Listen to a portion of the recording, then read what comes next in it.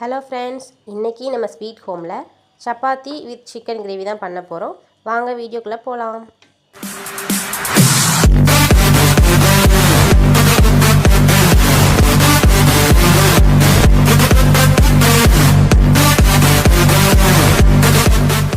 சப்பாத்திக்கு மாவு ரெடி பண்ணியாச்சு. அதை இப்போ கொஞ்சம் நேரம் ஃப்ரிட்ஜில் வச்சு எடுத்தோன்னா சப்பாத்தி ரொம்ப சாஃப்டாகவே இருக்கும். நெக்ஸ்ட் சிக்கனுக்கு நறுக்கின வெங்காயம் 2, தக்காளி, பச்சை மிளகா, கொத்தமல்லி, கருவேப்பிலை, கறி மசாலா பட்டை, அப்புறம் இஞ்சி பூண்டு பேஸ்ட்.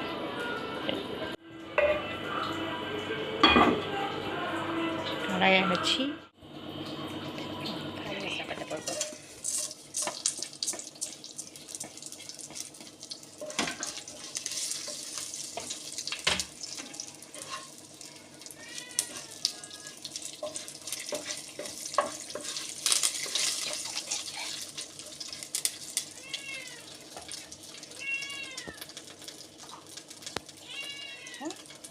வெங்காயம்,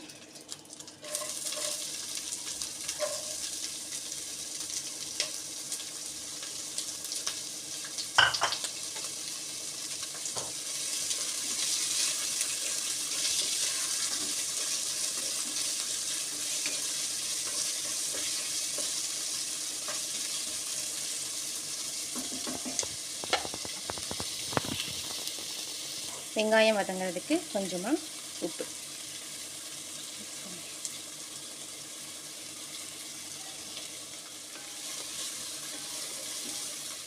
கருவேப்பிலை, அப்புறம் 2 பச்சை மிளகாய், ரெண்டையும் போட்டு நல்லா கிண்டி விட்டுக்கலாம்.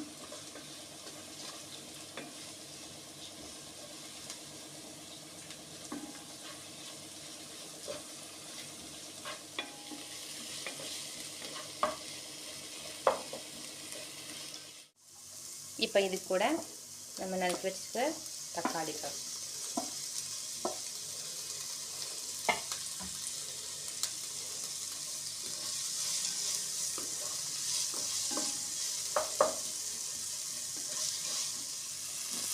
இப்போது நம்ம சிக்கன் கொஞ்சம் பச்சை வடை மடிக்காமல் இருக்கிறதுக்காண்டி கொஞ்சமாக மஞ்சள் தூள்,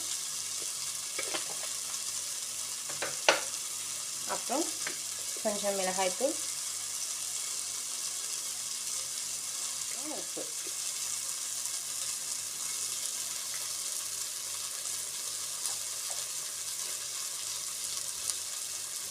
இப்போ நான் இதில் எந்த தண்ணியுமே சேர்க்க போகிறதில்ல. ஏன்னா நம்ம சப்பாத்திக்கு சிக்கன் கிரேவி தான் செய்கிறோம். கிரேவி கொஞ்சம் கெட்டியாக இருந்தாலும் நல்லாயிருக்கும். ஸோ இதில் எந்த தண்ணியுமே நம்ம சேர்க்க போகிறதில்ல.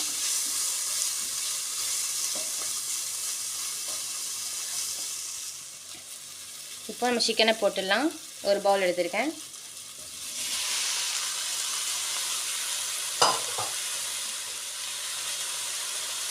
இப்போ இதை சிக்கன் குழையாமல் லேசாக அப்படியே பிரட்டி விட்டுக்கலாம்.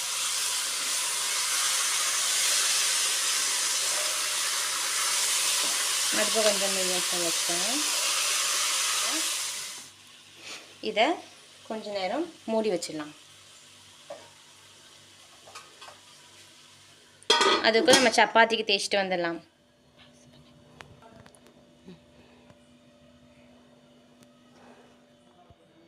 இப்போ நம்ம எல்லாமே உருண்டை பிடிச்சி முடிச்சிட்டோம்.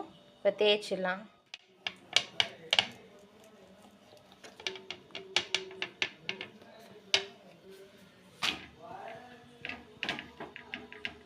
அஞ்சு நிமிஷம் ஆச்சு. இப்போ நம்ம சிக்கன் எப்படி வெந்திருக்குன்னு பாருங்கள். நம்ம இப்போ எந்த மசாலாவும் ஊற்றலை, அதனால தான் கறி கொஞ்சம் வெள்ளையாக இருக்குது. இப்போ நம்ம அது கூட கொஞ்சம் மசாலா ஆட் பண்ண போகிறோம். இதில் நான் சிக்கன் மசாலாவும் குழம்பு மசாலாவும் கொஞ்சம் மிக்ஸ் பண்ணி வச்சுருக்கேன். குழம்பு மசாலா போட்டால் தான் நம்ம சிக்கனுக்கு கொஞ்சம் டேஸ்ட் கொடுக்கும். ஃப்ளேவருக்காண்டி மட்டும்தான் சிக்கன் மசாலா ஆட் பண்ணியிருக்கேன். வேறு எந்த மசாலாவும் இல்லை. இப்போ நம்ம சிக்கனை நல்லா கிளறி விட்டுக்கலாம்.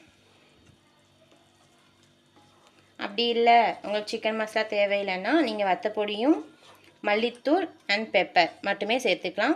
சிக்கன் ரொம்ப நல்லாவே இருக்கும். இப்போ கொஞ்சம் சால்ட் ஆட் பண்ணிக்கலாம். ஃபஸ்ட் நம்ம போட்டது கறிக்காண்டி மட்டும்தான். இப்போ தான் மொத்த கிரேவிக்குமே நம்ம உப்பு போடுறோம். அதனால் உங்களுக்கு தேவையான அளவுக்கு நீங்கள் உப்பு சேர்த்துக்கலாம்.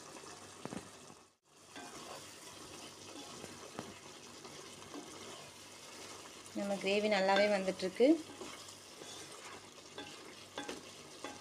ஒரு 10 நிமிஷத்துக்கு இதை நம்ம அப்படியே மூடி போட்டு மூடி வச்சிடலாம்.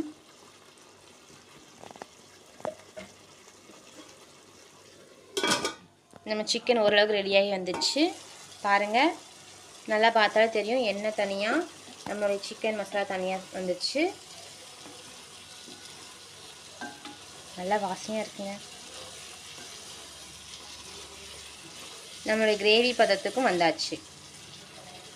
இப்போ நம்ம இது கூட நறுக்கி வச்சிருக்கிற கொத்தமல்லியை அப்படியே தூவி விட்டுடலாம்.